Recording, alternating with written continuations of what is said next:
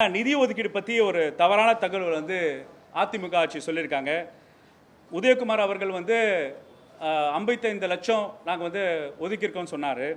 இன்றைக்கி மொஃபாயார்கள் என்ன சொன்னார், 105 கோடி நாங்கள் அலாட் பண்ணியிருக்கோம் என்று சொல்கிறாங்க.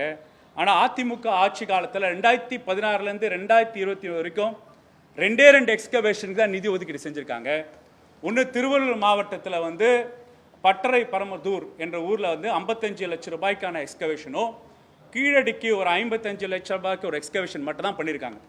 ஒரு அப்பட்டமான போய் என்ன சொல்லியிருக்காங்கன்னா 105 கோடி ரூபாய் செலவு செஞ்சதாக சொல்லியிருக்காங்க.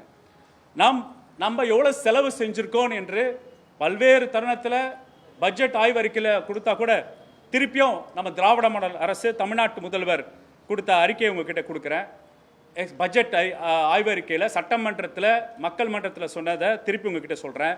2021 கீழடி, சிவகலை, கங்கை கொண்ட சோழாபுரம், மயிலாடுதுறை, கொர்க்கை, அதிச்சநல்லூர், கொடுமணல் இதிலெல்லாம் ஆய்வு பண்ணியிருக்கோம். அதுக்கு 5 கோடி.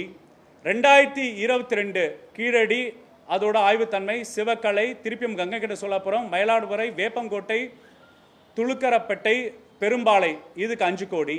2023 கீழடி, கங்கை கொண்ட சோழாபுரம், வேப்பம்பட்டுக்கோட்டை, துளுர்கரப்பட்டை, பொற்பனைக்கோட்டை, அதுக்கப்புறம் பட்டறை பெருமுதூர் 5 கோடி. 2024 மரங்கனூர், கொங்கல் நகரம் அது சேர்த்து 5 கோடி. இப்போ 2025 கீழடி உட்பட்ட நான் சொன்ன பகுதிக்கு எல்லாமே ஆய்வை மிகப்படுத்தி வெள்ளலூர், அதிச்சநல்லூர் சேர்த்து 7 கோடி. மொத்தம் 2021 24 வரைக்கும் 30 இடங்களில் ஆய்வு பண்ணி 38 இடங்கள் திராவிட மாடல் அரசு அகழ்வாராய்ச்சி மேற்கொண்டு மொத்தம் 27 கோடி ரூபாய் கொடுத்துருக்காங்க. 1 கோடி ரூபாய் ஒதுக்கீடு செஞ்ச அதிமுக அரசு எங்க? 27 கோடி ரூபாய் ஒதுக்கீடு செஞ்ச திராவிட மாடல் அரசு, தமிழ்நாட்டு முதல்வர் அரசோட நிலை என்னன்னு கேட்குறாங்க. கீழடி மட்டுமல்ல, உங்களுக்கு எல்லாம் தெரியும், ஹரப்பா மொகஞ்சதோரோ நாகரிகம், சிந்துவெளி நாகரிகம் நூற்றாண்டு முன்னிட்டு ஜான் மார்ஷலுக்கு எழும்பூரில் அருங்காட்சியகத்தில் சிலையை நிறுவனர் நம்ம தமிழ்நாட்டு முதல்வர். பிறகு சிந்துவெளி நாகரிகத்துக்கான டிசஃபரிங் த இண்டஸ் வேலி ஸ்கிரிப்ட், அதாவது எழுத்து வடிவகத்தை யார் கொண்டு வராங்களோ அவங்களுக்கு நிதி பரிசுன்னு சொல்லி ஒதுக்கீடு செஞ்சு இப்போ சர்வதேச ஆய்வாளர்கள்லாம் கொண்டு கருத்தரங்கள் நடத்தி இன்றைக்கி நம்ம இந்த உலகத்துக்கு தமிழர்கள் வரலாறு தென்னகத்துலேருந்து தான் பார்க்க வேண்டிய இந்த தொன்மைத்தன்மையோடு நம்ம சொல்லியிருக்கோம். நான் கேட்குற கேள்வி எல்லாமே, அப்போ இருந்த அதிமுக அரசு, அப்போ இருந்த மஃபாய் பாண்டியராஜன் அவர்கள் 2016 ஏஎஸ்ஐ மூடின பிற்பாடு தான் அந்த இடத்துக்கு போய் பார்த்துருக்காரு. எக்ஸ்கவேஷன் நடக்கும் போது ஒரு தடவை கூட விசிட் பண்ணல. ரெண்டாவது ஒரு தவறான தகவல் அவர் சொல்லியிருக்காரு. அதாவது மாற்றப்பட்ட அமர்நாத் அவர்களை ஃப்ளைட்டு காசுலாம் அவர் ஏற்படுத்தி பண்ணி அவர் கூட டிஸ்கஷன் நடத்தினா சொன்னார். வரும்போது அமர்நாத் அவர்களை தொடர்பு கொண்டு தான் வந்தேன். அது மாதிரி எந்த வகையான டிஸ்கஷனும் நடக்கலைன்னு அமர்நாத் அவர்கள் சொல்கிறாங்க. அதையும் நீங்கள் அமர்நாத் அவர்கள்கிட்டயே நீங்கள் நேரடியாக கேட்கலாம்.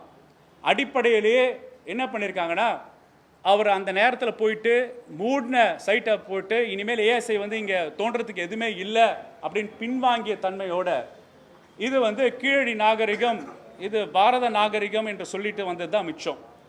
அப்போ பாஜகவும் அதிமுகவும் சேர்ந்து தமிழர்களின் வரலாறை மறைக்கிறதுக்கு எதனால் என்ற அடிப்படை கேள்வி. அப்பயே கீழடி ஆய்வு நிறுத்த பண்ணும்போது ஏன் உங்களோட கண்டன குரல் எழுப்பலை? ரெண்டாவது, தனிநபராக கனிமொழி வழக்கறிஞர் கோர்ட்டில் அவங்க தான் கேஸ் ஃபைல் பண்ணியிருக்காங்க. ஏன் மாநில அரசு இப்போ கோர்ட்டில் அப்போ ஃபைட் பண்ணல? இப்போ பல்வேறு இடங்களில் நான் சொன்னேன், வரிசை பண்ணினேன், கார்பன் டேட்டிங் ஸ்டடீஸ் காமிச்சிருக்காங்களே, அந்த மாதிரி ஆய்வுத்தன்மை ஏன் உருவாக்கப்படல? மூணாவது, அவங்க ஒரு போராட்டமோ ஏன் ஒரு அறிக்கையோ அப்போ கூட்டணி கட்சிக்காக இருந்தபோது கீழடிய ஏஎஸ்ஐ ஏன் நிறுத்திருக்காங்கன்னு என்று ஒரு கடிதம்கான எடுத்துக்காட்டு ஏதாவது வச்சுருக்காங்களா கூட கேட்குறேன், பண்ணியிருக்காங்களா கேட்குறேன். உயர்நீதிமன்றம் தீர்ப்பின் அடிப்படையில் தான் மாநில அரசு முழிச்சு கொண்டு உயர்நீதிமன்றம் தீர்ப்பின் அடிப்படையில் தான் அவங்க செயல்பட்டுருக்காங்க. ஒரு கம்மியான அளவில் நிதி ஒதுக்கீடு சொன்னேன். ஆனால் நம் திராவிட மாடல் அரசு தமிழர்களோட தொன்மையும் பண்பாடும் தமிழர்களுக்கு வரலாற்றும் உண்மையின் அடிப்படையில் அறிவியல் தன்மை அடிப்படையில் கொண்டு போய் சேர்க்கிறதா நிலை ஏற்பட்டிருக்கும். செய்திகளை உடனுக்குடனும் துல்லியமாகவும் தெரிந்து கொள்ள சப்ஸ்கிரைப் பண்ணுங்க.